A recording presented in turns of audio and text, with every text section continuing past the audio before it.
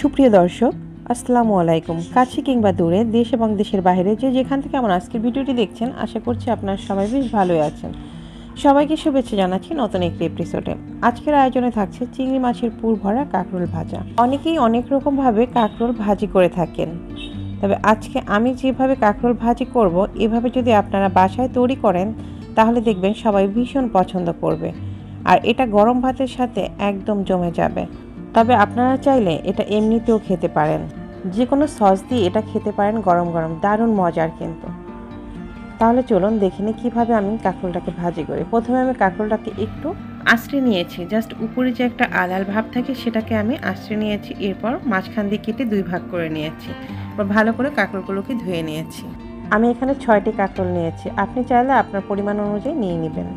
এরপর চুলায় একটি ফ্রাই প্যান বসিয়ে তার মধ্যে ফুটিয়ে নিচ্ছি গরম পানি। দেখতে পাচ্ছেন পানিটা ফুটে উঠেছে। এরপর আমি কাঁকরোলগুলোকে ছেড়ে দেব। আপনারা চাইলে গরম পানির মধ্যে সামান্য একটু লবণও ব্যবহার করতে পারেন, তবে আমি এখানে কোনো লবণ ব্যবহার করিনি। এরপর ঢাকনা দিয়ে ঢেকে এটাকে ভালো করে ফুটিয়ে নেব। কাঁকরোলটাকে আমাদেরকে ভালো করে সেদ্ধ করে নিতে হবে।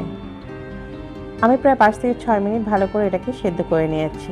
চুলো থেকে কাঁকরোলটাকে নামিয়ে ঠান্ডা করার জন্য অপেক্ষা করছি। সেই ভাগে আমি এখানে একটি ব্যাটার তৈরি করে নিচ্ছি। এটা দিয়ে আমরা কাঁকরোলটাকে কোট করব, আর এই জন্য আমি নিয়েছি চালের গুঁড়ো মেজারমেন্ট কাপের হাফ কাপ পরিমাণ, নিয়েছি সুজি 1/8 কাপ পরিমাণ, এরপর নিয়েছি লবণ পরিমাণ মতো, আর দিয়েছি সামান্য একটু টেস্টিং সল্ট 1 চা চামচ, দিয়েছি লাল মরিচের গুঁড়ো, দিয়ে দিচ্ছি সামান্য একটু হলুদের গুঁড়ো জাস্ট 1 চিমটির মতো, এরপর দিয়ে দিচ্ছি কালো জিরা, এরপর দিয়ে দিব ম্যাগি স্বাদি ম্যাজিক মশলা। হাতের কাছে এটা না থাকলে স্কিপ করলেও হবে, তবে দিলে খাবার টেস্টটা একটু বেশি ভালো লাগে। এরপর নিয়েছি হালকা কুসুম গরম পানি। যেহেতু এখানে আমি শুকনো চালের গুঁড়ো ব্যবহার করেছি, তাই এখানে কুসুম গরম পানিটা অবশ্যই দেবেন। এরপর ভালো করে আমি এটাকে ফেটিয়ে নিচ্ছি। দেখতে পাচ্ছেন ব্যাটারটা কেমন হয়েছে। আমি এখানে হাফ কাপ গরম পানি নিয়েছিলাম, যার পুরোটা লাগেনি, 3 ভাগের 2 ভাগ পরিমাণ আমি ব্যবহার করেছি, আর 1 ভাগ অবশিষ্ট রয়ে গেছে। এরই মধ্যে আমার কাঁকরোলটা কিন্তু ঠান্ডা হয়ে গেছে। এরপর আমি একটি চামচের সাহায্যে কাঁকরোলের মাঝখানে যে বিচিটা রয়েছে সেটাকে আমি এভাবে তুলে নিচ্ছি। একটু সাবধানে তুলবেন যেন কাঁকরোলের খোসাটা ভেঙে না যায়। একইভাবে আমি সবগুলো কাঁকরোলের ভেতর থেকে বিচিগুলোকে বের করে নেব। এই যে দেখতে পাচ্ছেন সবগুলো বিচি কিন্তু আমার এখানে বের করে নেওয়া হয়ে গেছে।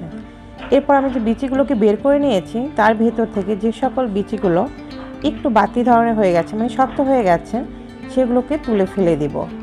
আরেকটি কথা, এখানে আপনারা কাঁকরোলটার চেষ্টা করবেন একটু কড়া টাইপের নেওয়ার জন্য। তো আমি বিচিগুলোকে ভালো করে ফেলে দিয়েছি। এরপর যেগুলো রয়ে গেছে সেগুলোকে আমি ভালো করে বেছে নিচ্ছি। যে বিচিগুলো এখানে নরম সেগুলো ফেলে দেওয়ার কোনোই প্রয়োজন নাই। এরপর আমি একটি ব্লেন্ডার জার নিয়ে নেব, তার মধ্যে কাঁকরোলের এই ভিতরের অংশগুলোকে আমি দিয়ে দিচ্ছি। এরপর দিয়ে দিচ্ছি সাদা সরিষা। এখানে আপনারা কালো সরিষাটাও ব্যবহার করতে পারেন। সরিষাটা আমি আগে থেকে ধুয়ে রেখেছিলাম, আর এখানে আমি 1 চা চামচ পরিমাণ সরিষা ব্যবহার করেছি। এরপর দিয়ে দিচ্ছি নারকেল। নারকেলটাকে আমি কুড়িয়েও নিতে পারতেন, তবে আমি পাশ দিয়ে কেটে কেটে উঠিয়ে তারপর ছুরি দিয়ে ছোটো ছোটো টুকরো করে নিয়েছি। এরপর দিয়েছি মরিচ 4-5টা, এটা আপনারা ইচ্ছে অনুযায়ী ব্যবহার করতে পারেন, ঝাল যতটা খেতে চান। এরপর সামান্য একটু লবণ দিয়ে এটাকে ভালো করে পেস্ট করে নিয়েছি। এরপর চুলায় একটি ফ্রাই প্যান বসিয়ে সামান্য একটু তেল দিয়ে দিয়েছি। তেলটাকে হালকা গরম করে নিয়ে দিয়ে দিচ্ছি পেঁয়াজ। এখানে হাফ কাপের মতো পেঁয়াজ ব্যবহার করেছি। পেঁয়াজটাকে একটু হালকা করে ভেজে নিচ্ছি।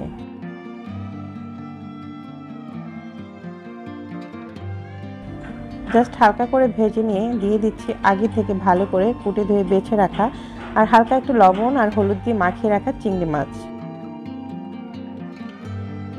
অনেকেই কিন্তু এই পুরটার মধ্যে চিংড়ি মাছ ব্যবহার করে না, তবে আমার কাছে চিংড়ি মাছ দিয়ে এই রেসিপিটা তৈরি করলে অনেক বেশি মজার মনে হয়।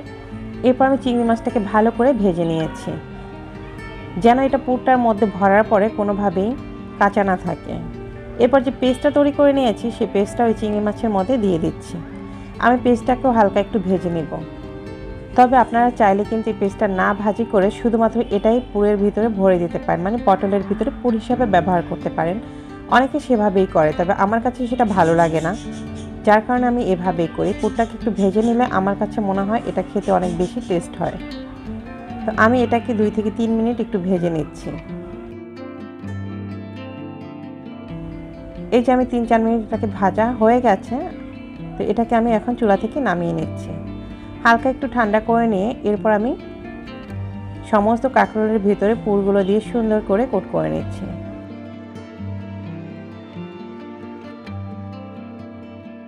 ভাবুন তো প্রতিটা কাঁকরোলের ভিতরে যখন এভাবে চিংড়ি মাছ থাকবে তখন খেতে আরও কত মজার হয়।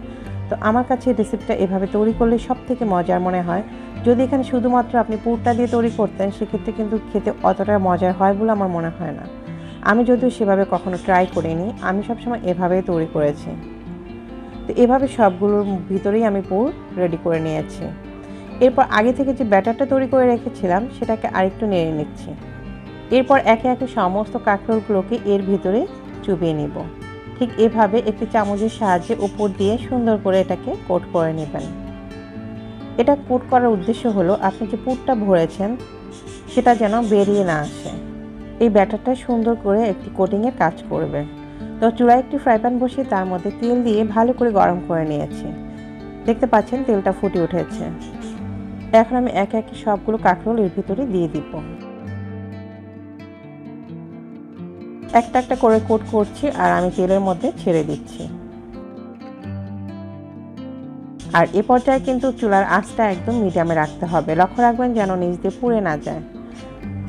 তো আমি যখন কাঁকরোলগুলোকে দিয়ে দিয়েছি কিছুক্ষণ পরে আমি এটাকে হালকা একটু উল্টে দিচ্ছি যেন নিচের সাইডটা একদম বেশি পুড়ে না যায়। আমি এটা পালাক্রমে 3 বার করে উল্টে নিব। প্রথমে একবার উল্টানো হয়ে গেলে তারপর আমি ওটা পুরোপুরি ফ্রাই করে নেব একটা পাশ, তারপরে আবারও উল্টে দিব। প্রতি ব্যাচ কাঁকরোল ভাজি করতে সময় লাগবে 6 থেকে 7 মিনিটের মতো। এই যে দেখতে পাচ্ছেন আমার কাঁকরোলগুলো ভাজা হয়ে গেছে। এরপর আমি এটাকে তুলে নিচ্ছি। এটা খেতে কতটা মজার, বাসায় একবার ট্রাই না করলে আসলে বুঝতে পারবেন না যে কত মজার একটি রেসিপি এটা।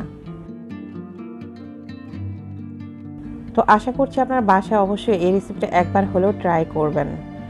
যদি আমার আজকের রেসিপিটি আপনাদের একটু ভালো লেগে থাকে অবশ্যই এই ভিডিওটিতে একটি লাইক দিয়ে যাবেন। আর অবশ্যই চ্যানেলটি সাবস্ক্রাইব করে পাশে থাকা নোটিফিকেশন বেল বাটনটি অন করে দেবেন। আর যারা অলরেডি সাবস্ক্রাইব করেছেন তাদেরকে অসংখ্য ধন্যবাদ। তো আজকের রেসিপিটি এই পর্যন্তই। আপনাদের রেসিপিটি কেমন লাগলো সেটা কিন্তু অবশ্যই কমেন্ট বক্সে জানাবেন। আর আমি বলবো বাসায় একবার হলেও আপনারা এই মজার রেসিপিটি তৈরি করবেন। আর গরম গরম এটি খেতে কতটা মজার বাসায় তৈরি করে না খেলে কিন্তু বুঝতেই পারবেন না। আজ তাহলে এ পর্যন্তই, দেখা হবে নতুন কোনো ভিডিওতে। ততক্ষণ সবাই খুব ভালো থাকেন। আল্লাহ হাফেজ।